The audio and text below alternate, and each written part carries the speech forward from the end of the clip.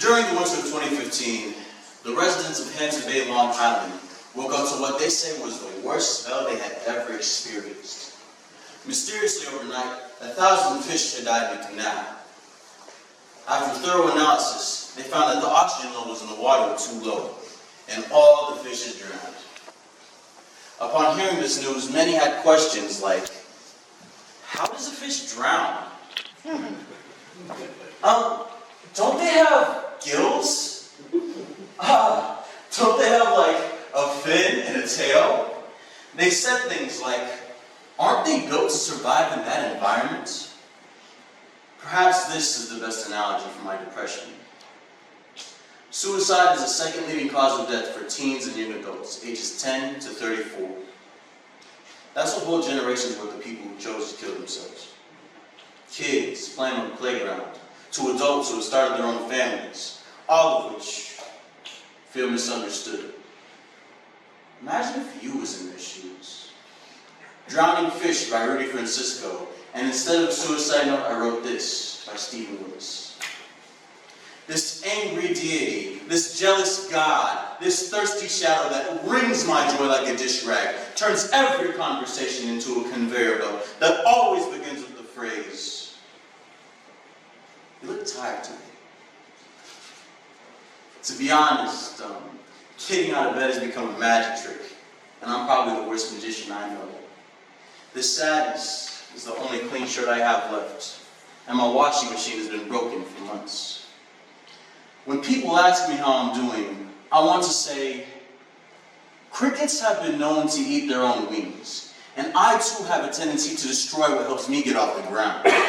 I really want to say that I'm not in a good place right now, but that's not a polite answer. So instead I pretend it's Halloween and jack-o'-lantern my face into something acceptable, and I tell others I'm fine until it sounds like the truth, but sometimes it's a help me change to the angle of a I'm doing okay. Sometimes I'm fine is the quickest way to say I don't want to talk about it. Sometimes all the oxygen in the room becomes water, and I feel like I'm sticking to the bottom, like I'm running out of air. But I made a promise to myself that I won't be another drowning fish, that I will not die in this canal. I heard that if you just take a deep breath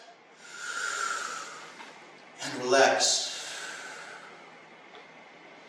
the human body will naturally float to the top of the water. So I breathe, and I tell myself that it's gonna be okay. I cry, but I tell myself that it's gonna be okay. It's gonna be okay. It's gonna be okay. Because I know there's a better version of me somewhere in the future, and he is staring at this moment right here, and he is saying, thank you for not giving up on us.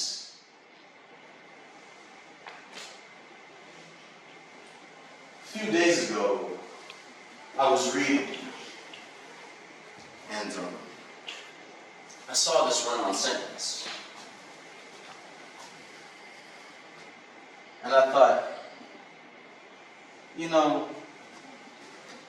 it could have just ended right there. It's not true what they say when they romanticize suicide and they tell you that those of us who are brave enough to take our own lives will leave you notes. Our bodies be the note. A message in sick calligraphy written in the lines of our wrists and throats, all saying the same thing. I was brave enough to do it this time. For those of us who are brave enough to take our own lives, or at least leave you notes, knows the courage to just end it comes as an impulse to be pulseless, an adrenaline rush of all the audacity it takes to play the fates in your own Greek tragedy. I mean, sure, the how is premeditated. Oh, that's been mulled over for months in daydreams and night terrors, teetering over the line of the fantasy, some sadistic obsession of all the ways that it can happen. And I know you all think the thing that keeps us from offering ourselves are your just hang in there cat memes and you can do it.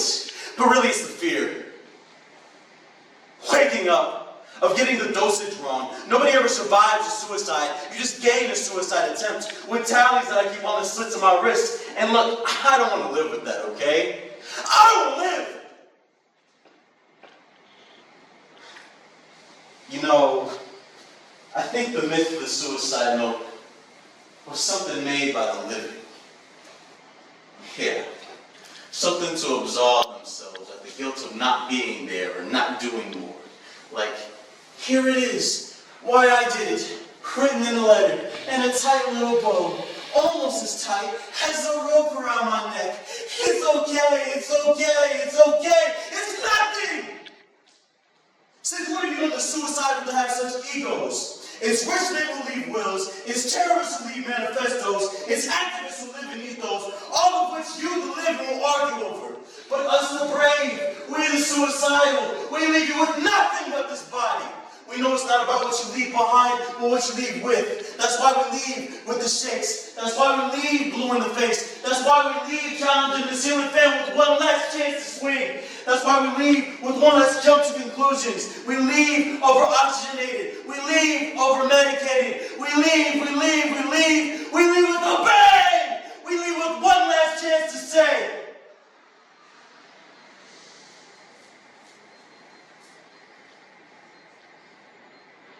I was brave enough to do it this time.